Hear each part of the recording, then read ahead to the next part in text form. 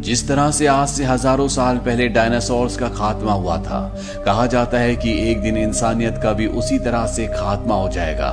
ये कहानी भी उसी सब्जेक्ट पर बेस्ड है। Bollywood silver screen presenting deep impact. कहानी की शुरुआत में टीनेजर लियो और सारा को दिखाया जाता है, जो टेलीस्कोप से अंतरिक्ष की ओर देख रहे होते हैं। ये दोनों एक दूसरे से प्यार करते हैं, साथ ही ये शौकिया एस्ट्रोनॉमर्स हैं। एस्ट्रोनॉमर्स उन्हें कहा जाता है जो धरती के बाहर होने वाली गतिविधियों का हमेशा ध्यान रखते हैं। तभी इन्हें तारों के बीच में एक चमकता हुआ अलग सा तारा दिखता है जो इन्होंने पहले कभी नहीं देखा होता। शुरू में इन्हें लगता है कि ये सैटेलाइट है, पर यहाँ पर जो इनके सर होते हैं वो कहते हैं कि इसकी फोटो खींचकर डॉक्टर मार्कस को भेज दो। डॉक्टर मार्कस को अगले दिन ये फोटोज मिलती है और इन्हें देखकर वो चौंक जाते हैं, क्योंकि ये एक बहुत बड़ा कॉमेट होता है जो बहुत तेजी से धरती की तरफ आ रहा होता है, पर अभी भी वो धरती से लाखों किलोमीटर की दूरी पर होता है। इसीलिए धरती तक पहुंचने में उसे कई महीने लगेंगे। डॉक्टर मार्कस वॉल्फ इस पूरी इंफॉर्मेशन को एक डिस्क के अंदर सेव करते हैं और उसके बाहर अपना सरनेम वॉल्फ और साथ ही साथ लियो का सरनेम बिडरमैन लिख देते हैं, क्योंकि लियो ने उन तक ये इंफॉर्मेशन पहुंचाई थी। वो इसे अथॉरिटी तक पहुंचाना चाहते हैं, इसीलिए वो अपनी गाड़ी लेकर यहाँ से निकल जाते हैं। पर इससे पहले वो अथॉरिटी तक इस इंफॉर्मेशन को पहुंचाते उनकी गाड़ी का एक्सीडेंट हो जाता है, जिसमें उनकी मृत्यु हो जाती है। धीरे धीरे वक्त बीतता है और एक साल हो जाता है। एक साल बाद हमें दिखाया जाता है कि यूएस के सेक्रेटरी ऑफ ट्रेजरी, जिनका नाम एलन है, उन्होंने अपना इस्तीफा दे दिया है और इस्तीफे की वजह ये बताई जाती है कि उनकी पत्नी एली की तबीयत खराब है। पर एक रिपोर्टर जिसका नाम जेनी है, उसे शक होता है कि इसके पीछे कुछ और कहानी है। वो एलन से मिलने जाती है। वो उनके घर के बाहर देखती है जहां पर खाने पीने और सर्वाइवल की बहुत सारी चीजें होती हैं। ऐसा लगता है कि एलन कहीं जाने की तैयारी कर रहे हैं। जेनी एलन से कहती है कि मुझे पता है कि तुम्हारे डिपार्टमेंट में बहुत सारी ऐसी खुफिया टेलीफोन लाइंस हैं जिनसे तुम डायरेक्ट प्रेसिडेंट से बात करते हो, और मैं ये भी जानती हूँ कि तुमने जो अपना इस्तीफा देने का कारण बताया है वो पूरा का पूरा झूठ है। एलन कहता है तो तुम इसे एक पब्लिक न्यूज बनाना चाहती हो।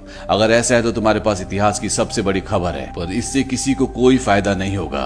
इतना कहकर वो चला जाता है। जेनी जब अपने घर की तरफ जा रही होती है, तभी उसके चारों तरफ कई सारी गाड़ियां आती हैं। ये एफबीआई के एजेंट्स होते हैं जो जेनी को अपने साथ पकड़ कर ले जाते हैं। उसके पास प्रेसिडेंट आते हैं और प्रेसिडेंट उसे कहते हैं कि जो भी तुम्हें पता है उस न्यूज को तुम फ्लैश मत करना। बदले में 2 दिन बाद जो व्हाइट हाउस में प्रेस कॉन्फ्रेंस होगी, वहां पर तुम्हें सेकंड रो में सीट दी जाएगी, जो किसी भी रिपोर्टर के लिए एक बहुत बड़ी बात है। जेनी बात मान जाती है, पर घर आकर वो एली की सच्चाई जानने की कोशिश करती है और उसे पता चलता है कि सेक्रेटरी ऑफ ट्रेजरी एलन ने इस्तीफे के दौरान जो अपनी पत्नी का नाम बताया था, एली, दरअसल वो ELLIE नहीं बल्कि ELE है, जिसका नाम है एक्सटिंक्शन लेवल इवेंट।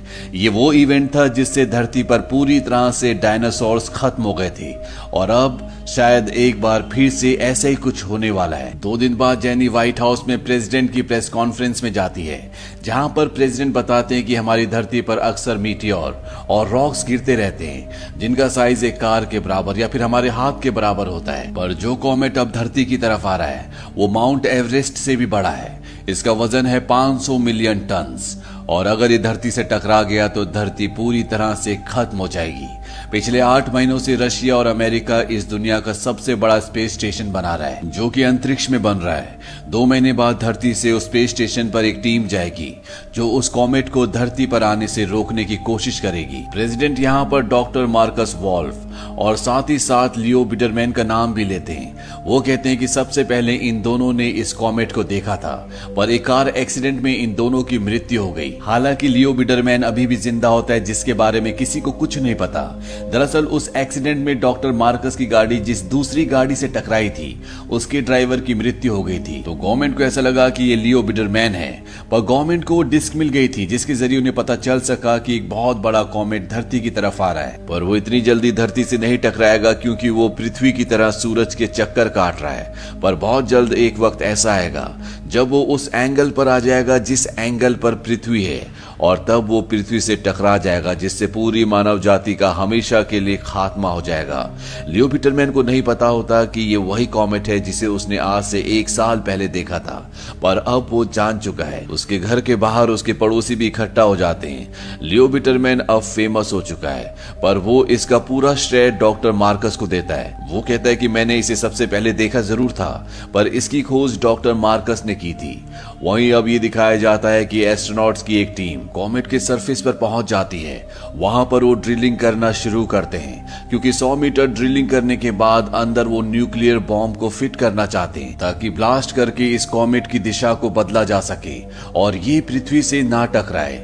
अब जब ये ड्रिलिंग कर रहे होते तो इनकी ड्रिल मशीन फंस जाती है और इन्हें जल्द से जल्द वापस आना होगा क्योंकि जिस तरह से धरती पर दिन और रात होता है उसी तरह से एक हिस्सा कॉमेट का सूरज की तरफ और दूसरा उसके विपरीत होता है। पर जब वो हिस्सा जिस हिस्से में सारे एस्ट्रोनॉट्स हैं सूरज की तरफ आएगा तो यहाँ का टेम्परेचर 350 डिग्री से भी ज्यादा हो जाएगा और कॉमेट की सतह पर जो गैसों के भंडार हैं वो अपने आप ही फटना शुरू हो जाएंगे और इन सब की मृत्यु हो जाएगी।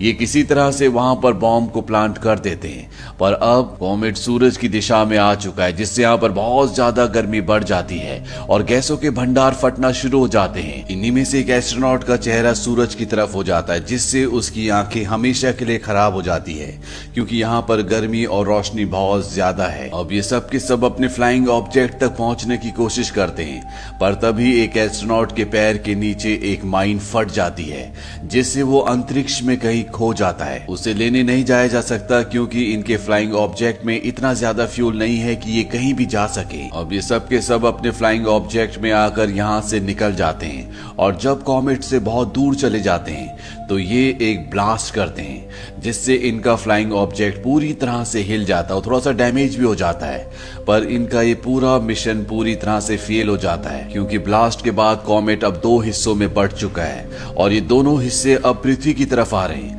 एक हिस्सा बहुत बड़ा होता है और दूसरा हिस्सा उससे छोटा। अमेरिका के राष्ट्रपति को जब ये बात पता चलती है तो उन्हें बहुत दुख होता है और वो मीडिया के सामने सबको संबोधित करते हैं। वो कहते हैं कि दोनों टुकड़े अब अर्थ की तरफ आ रहे हैं। छोटा टुकड़ा समंदर में गिरेगा और उसके गिरने से समंदर में जो लहरें पैदा होंगी वो बहुत ऊंची ऊंची होंगी। ये एक सुनामी होगी। पानी की स्पीड इतनी होगी कि 1 घंटे में वो 1100 मील दूर तक पहुंच जाएंगी। पर इस खतरे से हम 10 लाख लोगों को बचा सकते हैं। जब से कॉमेट डिस्कवर हुआ है तब से हम इसकी तैयारी कर रहे हैं। हमने मिजोरी की सॉफ्ट लाइन स्टोन में बहुत गहरी गहरी सुरंगें बनाई हैं जिसके अंदर 2 साल की सप्लाई है यानी कि 2 साल का राशन है। 2 लाख लोगों को हम पहले चुन चुके हैं जिसमें डॉक्टर्स, आर्मी वाले, आर्टिस्ट, ये सब लोग होंगे और 8 लाख लोगों को लॉटरी सिस्टम से चुना जाएगा। इसमें 50 साल से ज्यादा उम्र वाला कोई भी नहीं होगा यानी कि 50 साल से ज्यादा जिसकी भी उम्र है उसे यहीं मरने के लिए छोड़ दिया जाएगा। साथ ही साथ मार्शल लॉ भी लगा दिया जाता है यानी कि पूरे देश में पूरी तरह से कर्फ्यू होगा। कोई भी बाहर नहीं निकल पाएगा ताकि किसी भी तरह की भगदड़ ना मच सके। यहाँ पर लियो की फैमिली को कॉल आता है। उन्हें बताया जाता है कि उन्हें इस प्रोग्राम के लिए पहले चुन लिया गया था क्योंकि लियो वो था जिसने सबसे पहले इस कॉमेट को देखा था। यहाँ पर उसकी गर्लफ्रेंड सैरा की फैमिली भी होती है जिन्हें नहीं चुना जाता, इसीलिए वो सैरा के पास जाता है, उसे 2 रिंग्स दिखाता है। वो कहता है कि हम दोनों शादी कर लेते हैं तब तुम हमारी फैमिली का हिस्सा बन जाओगी और हमारे साथ जा पाओगी। मैंने नेशनल सिक्योरिटी से बात कर ली है पर सैरा अपनी फैमिली के बिना नहीं जाना चाहती। लियो कहता है कि मैंने उनके लिए भी बात की है, जल्दी कुछ ना कुछ हो जाएगा। ये दोनों शादी कर लेते हैं और कुछ दिनों बाद यहाँ पे गवर्नमेंट की बस आती है जो उन लोगों को जिन लोगों को चुना गया है उन्हें सुरक्षित जगह पर ले जा रही है। उसमें सैरा का नाम तो होता है पर उसके पेरेंट्स का नहीं होता। हालांकि लियो ने व्हाइट हाउस में रिक्वेस्ट की थी, उसे बताया गया था कि सैरा के पेरेंट्स का लिस्ट में नाम होगा पर यहाँ लिस्ट में नाम नहीं होता, इसीलिए उसके पेरेंट्स नहीं जा सकते। सैरा अपने पेरेंट्स के बिना नहीं जाना चाहती। हालांकि लियो उसे समझाने की कोशिश भी करता है पर वो अपने पेरेंट्स के साथ यहीं पर रुक जाती है। लियो को ना चाहकर भी यहाँ से जाना पड़ता है। वहीं दुनिया खत्म होने की खबर के बाद चारों तरफ अफरा तफरी, लूटपाट का माहौल है।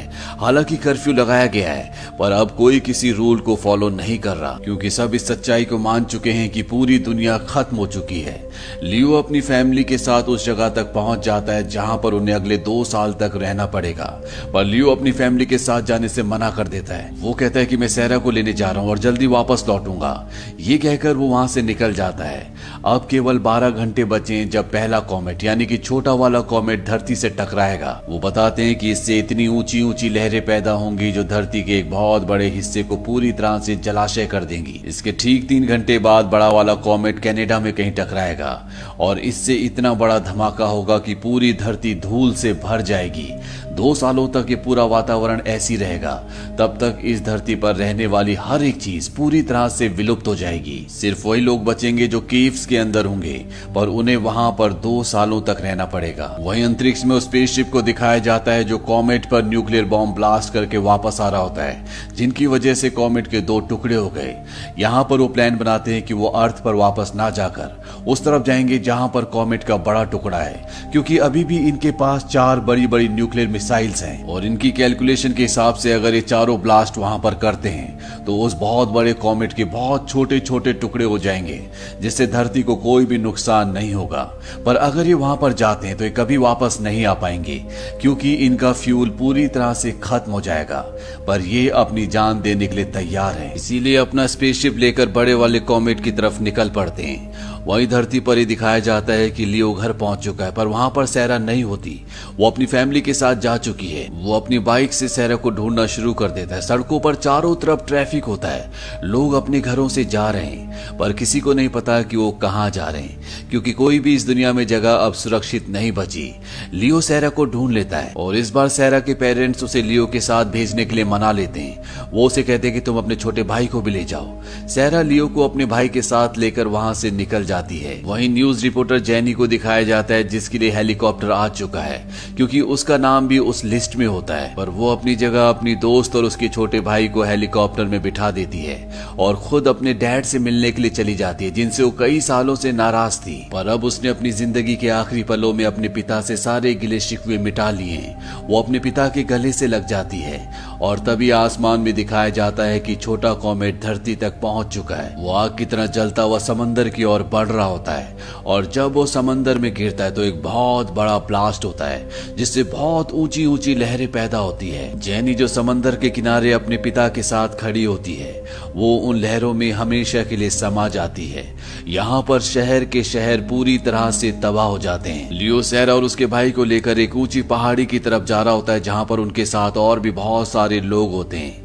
वहीं अंतरिक्ष में हमें दिखाया जाता है जहां पर एस्ट्रोनॉट की टीम उस तरफ जा रही है जहां पर वो बड़ा कॉमेट है। यहाँ पर जितने भी एस्ट्रोनॉट्स होते हैं सब के सब अपने परिवार से बात करते हैं। ये उनके लिए एक बहुत ही इमोशनल पल होता है, क्योंकि वो जानते हैं कि आज के बाद कभी वो अपने परिवार की आवाज नहीं सुन पाएंगे। कुछ ही सेकंड्स के बाद उनका स्पेसशिप, जिसके अंदर 4 न्यूक्लियर बॉम्ब्स है, उस बड़े कॉमेट से टकराता है और इस टकराव से एक बहुत बड़ा ब्लास्ट होता है और उस विशाल कॉमेट के बहुत छोटे छोटे टुकड़े हो जाते हैं, जो धरती की कक्षा में आने के बाद जलना शुरू हो जाते हैं, यानी कि उनसे धरती को कोई भी नुकसान नहीं होगा।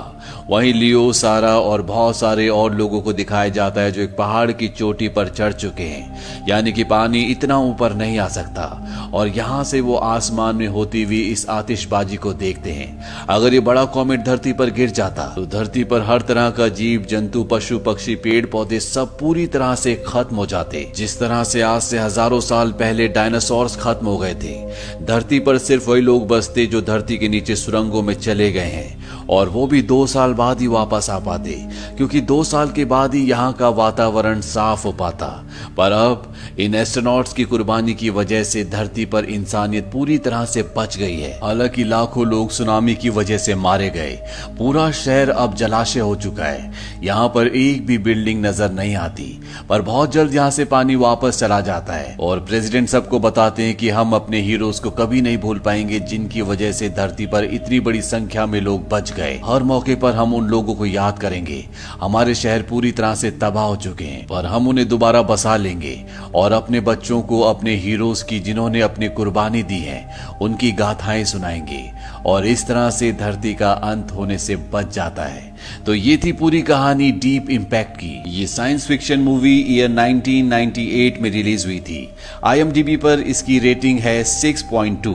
इस मूवी का बजट था $80 मिलियन और बॉक्स ऑफिस पर इसने कमाई की थी $349.5 मिलियन की।